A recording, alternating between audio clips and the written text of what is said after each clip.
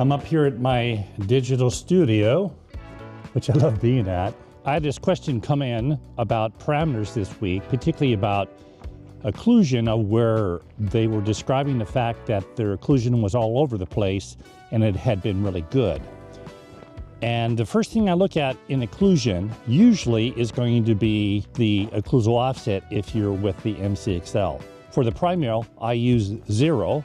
I've used manufacturer default and it's worked extremely well.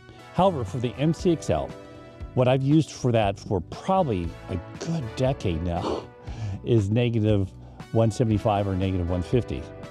And I know a lot of you folks out there use it. Now that's in the manufacturer screen, and that's where you have to set it.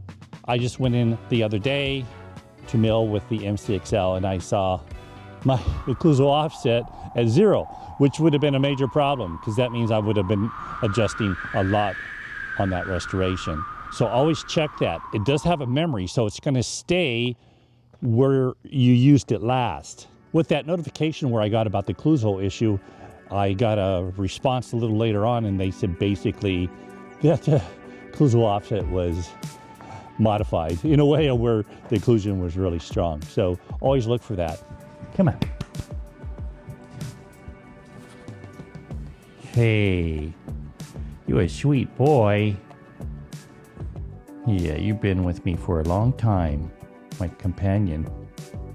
Just a little side note for this video, I'm touching mainly on milling and on occlusion and fit of our restorations. The parameters I'm going to address are the ones that usually come up, and that would be occlusion and interproximal. I go with default pretty much for the other ones, but I do turn down the minimal axial thickness, but I go with default on pretty much spacer and margin mill relative to the manufacturer recommendation. So this video is just addressing many of the occlusal aspects because a question came in about occlusion being high. As far as the occlusal contact strengths and the interproximal contact strength, that's all relative to how you mill and also your machine and what your preferences are, but it's also there for proposing. Now there's one factor that will override the proposing on the occlusal table, and that's minimal thickness. Parameters are based off of manufacturer recommendations, particularly for minimal thickness and marginal mill. So in other words, let's say you're doing Emax and your minimal thickness is 1 millimeter. Now on my occlusal contact strength, I have that at negative 50. So that's that really solid aqua color. And I like to set that up so I can be very precise with my occlusion and I know right where my contacts are going to be. So that's negative 50. So that is what we want in the proposal. So the occlusal contact strength will show up in the proposal as long as you have enough reduction. Does that make sense? So if there's colors that are stronger than the aqua in my system, such as green, yellow, or red, then I know that I don't have enough reduction in that area. And quite often it's just easier to go back and re-prep that area, do a little cutout, and go ahead and rescan that back in, and that will really streamline what you do as far as the occlusion goes, because the software loves great morphology, right? And if we don't have enough clearance, then we don't get the morphology. And that's when we spend a lot more time designing because we're trying to get around minimal thickness issues. Now in the axial zone, minimal thickness, I often will go thinner than recommendations. Like for zirconia, I'll use a really light chamfer. The axial minimal thickness, I don't let that bother me too much. I pretty much just turn it off, except I want to make sure I'm not too thin to mill. So with Emax, my minimal thickness axial is going to be 300 microns, because quite often if I'm on enamel, I can be really thin and bond to that enamel, and that restoration is not going to be compromised. So just think about that for a moment. I don't want to compromise my restoration under load, right? I have seen fractions with Emax where basically I used a thinner margin, I didn't have enamel, the dentin was there, and after a few years, that cervical area right at the margin will chip like an infraction, and the patient comes in and it looks just like a normal enamel situation there. So be aware of that. However, when there's enamel there, I haven't seen that as an issue. So that's kind of in my thinking. Now, zirconia, we can go thinner because that strength of that material is so much better, particularly if you're 4Y or 3Y in the cervical zone.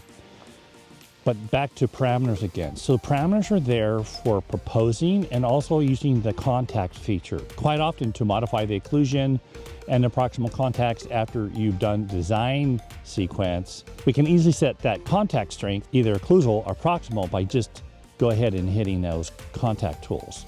And that would be for occlusion, mesial, and distal. And I use that a lot.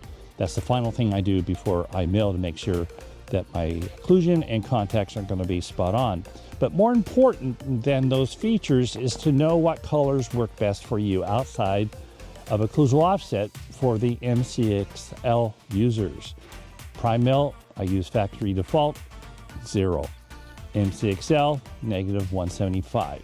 That's the biggie, because usually if occlusion's high, that's the first thing I'm going to look for. And then the other thing is taking a bite where you know your occlusion's well together, and you're also going to be compressing the PDLs. So I talk about that a lot on my website, and there's videos there that show how I go through my bite registration. One of the best things about CEREC for me, or digital dentistry, since I use the Trios as well, is taking those good occlusal bite registrations, and they're very accurate, and we basically don't have to touch occlusion hardly at all when everything else is on. So parameters are there to guide us in proposing, and if we have enough reduction, particularly in the occlusal zone, it's going to go really smooth for you. But you also have to know what your preferences are for your machine and how you mill. People that use that super speed for zirconia, you may have to use a different parameter color interproximal. Like zirconia for me is green. For Emax, it's aqua. Now most people use stronger than aqua. I like my contacts to be spot on, and I almost never see them open. I don't think I have in several years now, particularly with the Prime Mill. It's very, very, very precise. As far as the interproximal colors, you can set them to your preference. My interproximal contact strength is -2.5. That's aqua. For green, that would be +2.5. And if you want yellow, you're probably going to go up into the +50 to 75 range. But remember, that's for proposal and if you're using your contact adjusting tools. But that's what we use for the interproximal setting. So you can set that up relative to your preferences and how that works. Hey, buddy, let's get back to that video camera. Most of the people that come through my classes or I speak with online will want to have green interproximal for Emax and maybe yellow for zirconia, and that's fine as long as it's working for you.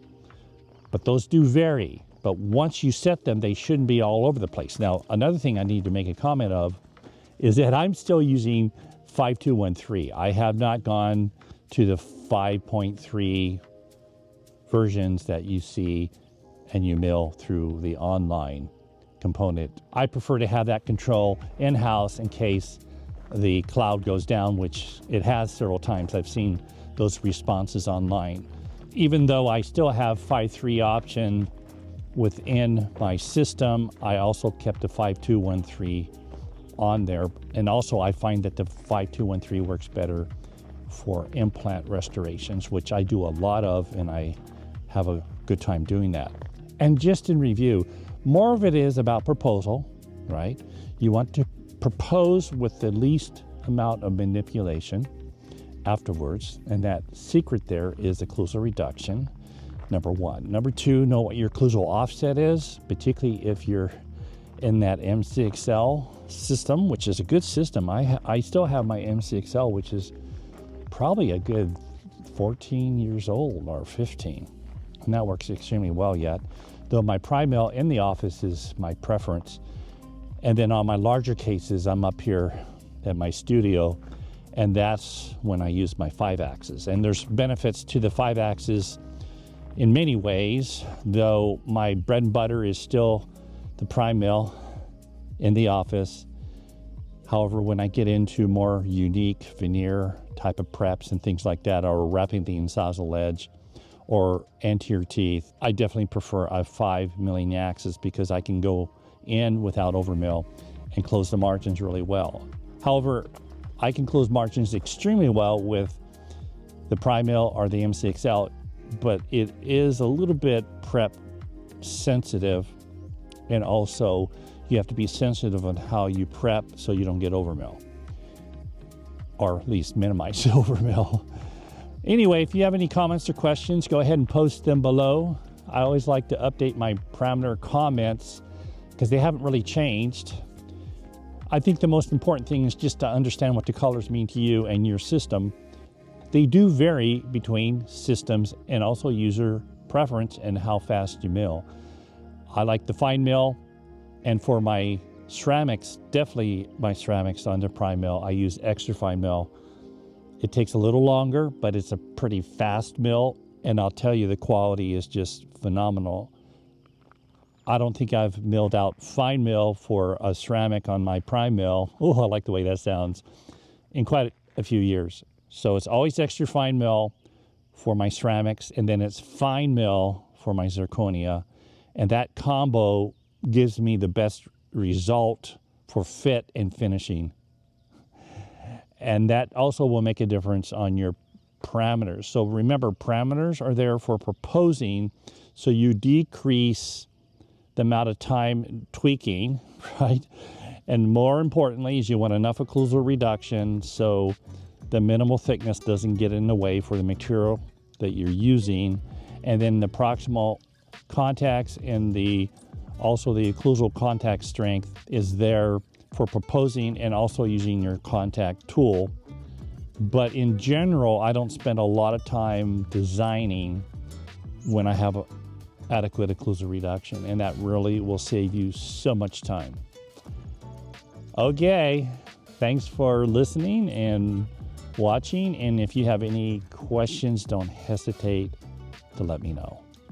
I'm going to go in and do some other video finishing today.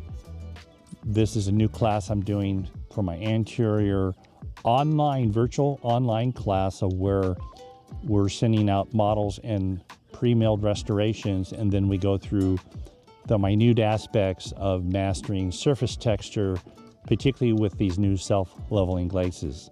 So that's what I'm doing today, and I'm out here with my dogs and they want to go inside. Though it's not time for breakfast yet, they'll patiently wait for breakfast starting about an hour and a half before breakfast. So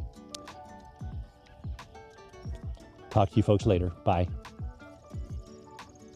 We had some rain last night.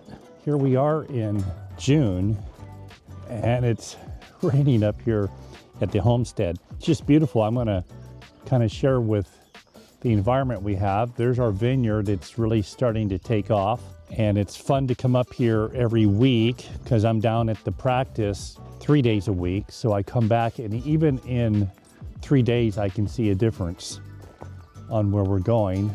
Here's our greenhouse, and things are getting started really well there for the grow season. Hey, what are you guys up to? Huh? You guys want to go inside? Yeah. It's a beautiful morning.